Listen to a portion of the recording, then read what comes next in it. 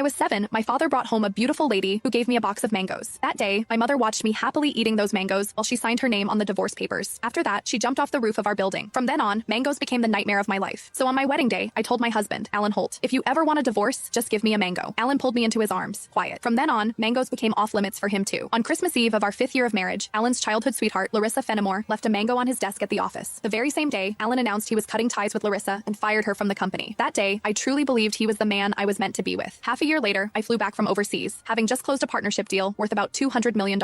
At the celebration dinner, Alan handed me a drink. After I had finished half the glass, his so-called childhood sweetheart, the woman who had been kicked out of the company, stood behind me with a big grin and asked, "Does the mango juice taste good?" I stared at Alan in disbelief, and he was trying hard not to laugh. "Don't be mad. Larissa insisted I played a little joke on you. I didn't actually give you a mango. I just gave you a bottle of mango juice. But I think she's right. The fact that you don't eat mangoes is a real problem. You were really enjoying that juice just now." My face went cold. I lifted my hand and threw the rest of the mango juice in his face, then turned around and walked away. Some things are never a joke. I wouldn't kid around with mangoes or divorce. Ms. Mendez, your stomach condition flared up again because of stress and emotional triggers. If there's something you really don't like to eat, you mustn't force it down again. The next time might not just be a stomach ache. We might have to remove part of your stomach. Stay in the hospital for observation for 1 day and contact your family as soon as you can. When I heard the doctor say that, I went completely quiet. For the sake of a new project, I had been overseas for 39 straight days, working day and night, and I finally made it back in one piece. I never expected that at the celebration dinner, 1 glass of mango juice from Alan would land me right in a hospital bed. Out of habit, I tapped open my pinned chat on WhatsApp, typed 2 words, and then realized something felt off. Looking closely, I confirmed that it was Alan Holt. He had just changed his profile picture. Now, it was a green mango. While I was staring blankly at the chat window, Alan's call came through. He sounded cold. "I'm already home. Where are you?" I said nothing. Any other time, I would soften my voice and act like a spoiled little girl with him. But tonight, I honestly didn't know what to say. Alan sounded annoyed. "Myra, how long are you planning to keep this up?" "I'm at the hospital." Alan went quiet. He had never shown much interest in my health. He would never have guessed that 1 glass of mango juice from him would send me straight to the emergency room. "Stay put at the hospital. I'm coming over right now." I didn't want to deal with him, but my body was so weak that I didn't feel like moving at all. Time dragged by. The doctor came in to check on me 3 different times, and Alan still didn't show up. Right before I went to sleep, I glanced at my phone one last time and saw Larissa Fenimore's new post on her social feed. Every time I get hurt, my knight in shining armor shows up. I'm so lucky. The picture under it was a shot of Alan putting a bandage on her. Larissa's profile picture was a yellow mango. It was pretty, but it made me sick. Alan and I had known each other for 10 years, and he had always known exactly where my bottom line was. After so many years in business, he also knew perfectly well how to keep a proper distance from other women. But now, he kept crossing that line again and again. In that case, our marriage and the newest project I had negotiated no longer needed to exist. I had closed a $200 million